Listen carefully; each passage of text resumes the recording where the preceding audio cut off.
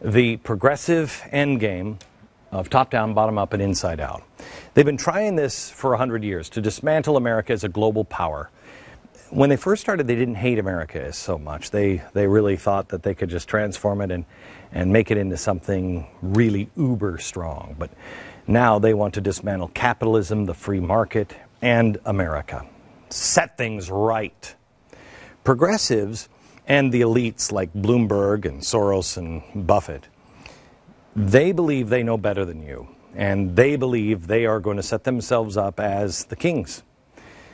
This is evidenced by what they tell the youth in America. Don't listen to your mom and dad, you know better. They're wrong. Listen to us. We know what's best. You know what's best.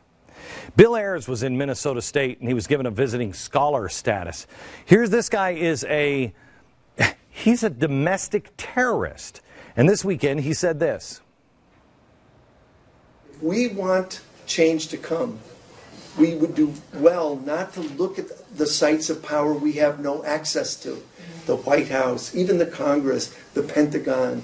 These are not the sites that we have access to. But lo and behold, we have absolute access to the community, the school, the neighborhood, the street, the classroom, the workplace, the shop, the farm.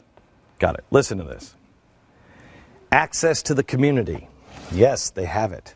Access to the school. Yes. Wait until you see the special we're going to run on Wednesday. To the neighborhood. Yes. To the street. Yes. To the classroom. I think that would be the school there, Bill. To the workplace. Absolutely. The shop. I think that's the word. And the farm. I saw a great story on the farm and how they're just dismantling farms. So they have all that. But they also do have the White House, the Congress, and the Pentagon. They have all of it. They have all of it. Radicals are in all of those institutions, and I contend in the very top spot, the commander-in-chief.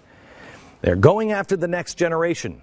And for every parent, just like me, that asks their kid, "So how was school today?" And when the kids say, "Okay," and we don't investigate further, another radical is born. They've been at this for 100 years.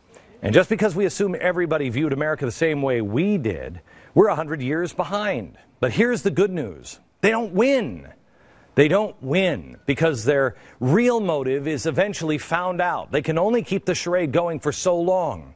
From the flowery named pro-America progressive groups that are decidedly anti-American, to the communist former White House czars parading on TV as green economy experts, the truth always comes to light, sooner or later.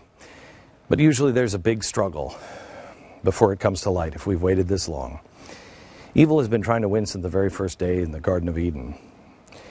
And since the very first day in the Garden of Eden, it's always come in the same way. It always cloaks itself in disguise. It tries to make itself look just like good. And then it tries to flip it. It tries to make evil look good and good look evil. But it's fascinating to me. This happened. Let's try this. This happened in the last great struggle. Mein Kampf. The Nazis. They came dressed in these beautiful, snappy uniforms. I think they were designed by Hugo Boss, weren't they? Mein Kampf. What does it mean? It means my struggle. Jihad. Another bad one. This is what we're dealing with now. Jihad. It means literally my struggle. And they're trying to tell you that this is good and Israel is bad. Just like they used to say, Mein Kampf is good and Israel is bad. Here's what's really weird. What does Israel mean? God changed Jacob's name to Israel after he wrestled with him.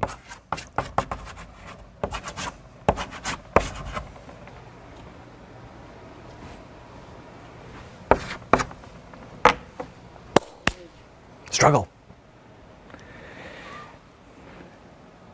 Evil always tries to image itself.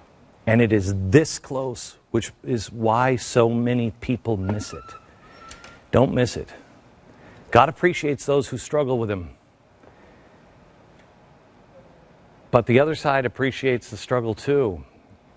And they want you to sit down and let them just have all the power, not a personal struggle. God wants you to personally struggle and find the truth. question everything. He appreciates that. These guys don't want you to struggle with anything. They'll do it for you. That's why they fail. But it's why they get so close to winning every time. Because they will image themselves as close to the original as possible. America, I'm telling you, a clock is ticking. We started something here recently. I don't know what it is yet. But a great struggle is coming.